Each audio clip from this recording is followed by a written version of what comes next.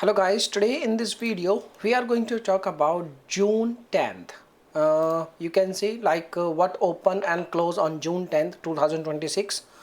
Banks are open or not, UPS stores and you can see some stores are open or not. Okay, so first of all I want to tell you Walmart will open and Costco will open and Target will open, and these grocery stores and all the grocery stores will open on this day. Okay, and if we talk about banks, so some major banks like Bank of America, Chase and Welfare Go will be closed on Friday, and the stock market is also closed on you can say this day.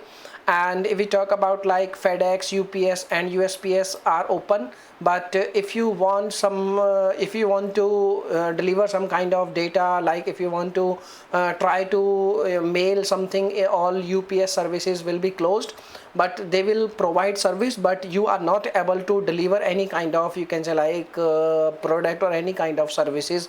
You are not you can say assess their services. Okay, but they can deliver their product. Okay, they have the stock, they can deliver the product. Okay, so these are the things. Now you know each and everything, what are the things, what are open, what's open or close on June 10th 2026. Now if you have any questions, you can make a comment. I will reply you very soon, and bye bye, take care.